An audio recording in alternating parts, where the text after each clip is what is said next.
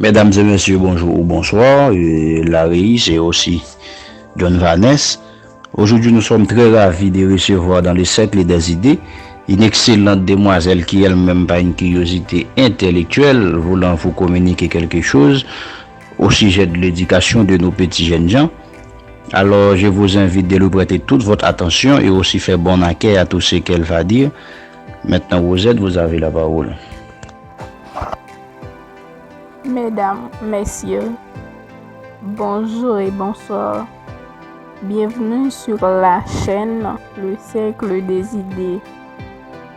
Merci John Vaness et Larius de m'avoir donné l'opportunité de présenter ce sujet intitulé « Quel monde allons-nous laisser à nos enfants et quel enfant allons-nous laisser au monde ?» Juste avant d'entrer d'emblée dans le sujet,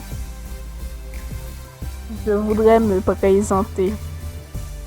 Je suis Sifra Osette, technicienne en informatique et étudiante en 4e année de licence en sciences de l'éducation à l'Université publique du Sud au CAI et secrétaire à l'institution M.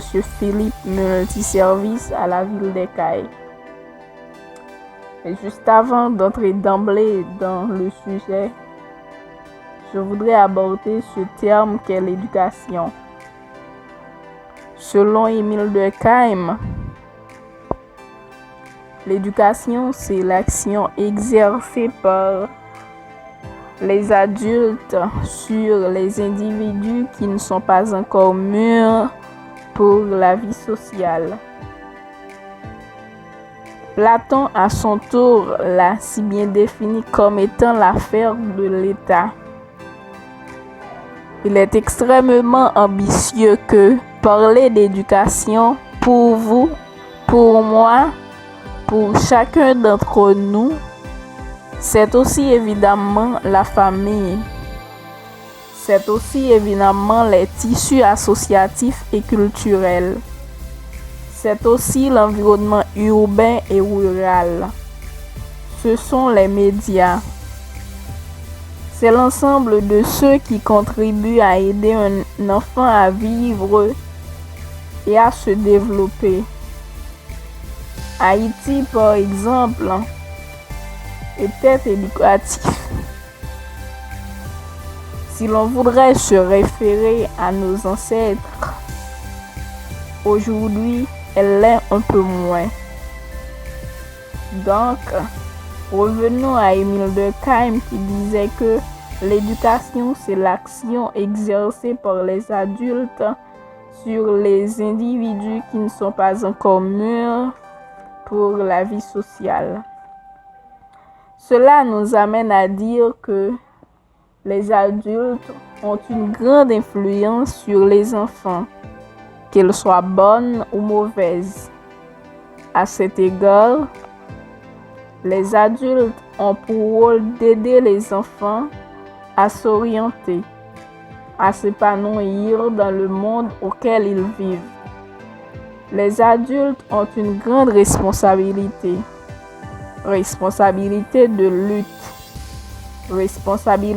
lutte collective en accueillant des enfants qui viennent au monde infiniment démunis.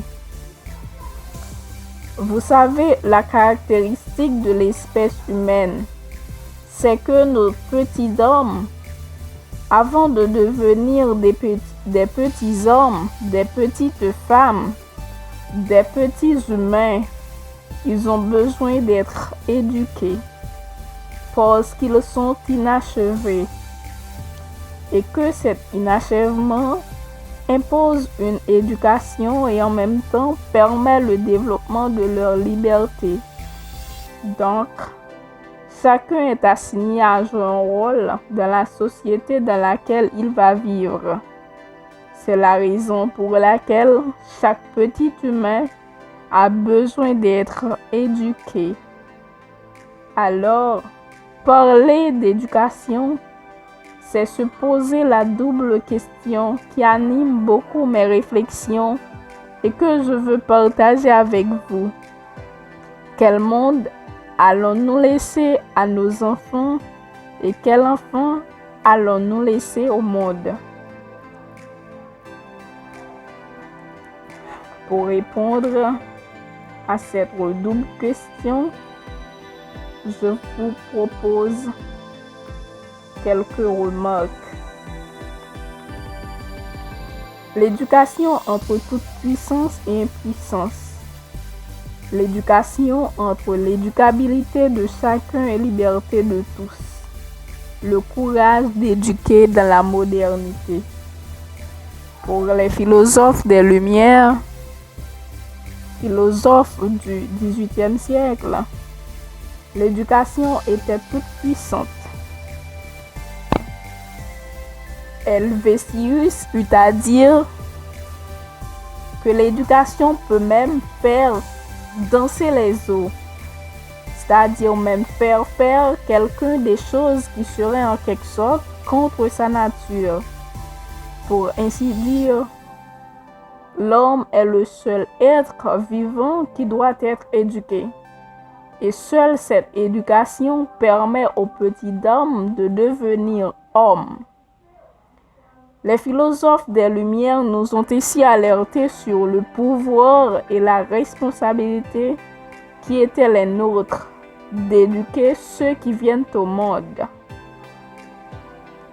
Donc, les adultes ont pour responsabilité de laisser une bonne trace, une bonne orientation pour les enfants à venir, parce qu'ils ont le pouvoir de les impacter. Sur ce, je vous laisse avec ces mots tirés du livre Les joies de la nature. Si vous traitez un individu en fonction de ce qu'il est, il le restera. Mais si vous le traitez comme s'il est déjà ce qu'il pourrait être, il le deviendra. Le plaisir de penser et la joie de comprendre au cœur de la refondation de la société. En effet, je suis convaincu qu'à travers la question du plaisir de penser et la joie de comprendre, c'est bien la question de savoir ce qu'on veut faire avec nos enfants, pour quelle société, pour quelle perspective, pour quel futur. Merci. L'éducation d'un enfant, tout le monde le sait bien, c'est souvent un combat constant entre les valeurs de la famille et celles de l'entourage. Sur ce, nous vous remercions à la belle Rosette pour cette dynamique et sa capacité dans le domaine de l'éducation.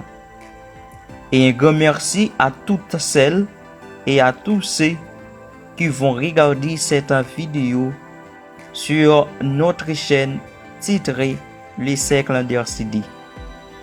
S'il vous plaît, nous vous demandons, n'oubliez pas d'abonner, like et partager nos vidéos. D'ores et déjà, nous vous disons bye bye.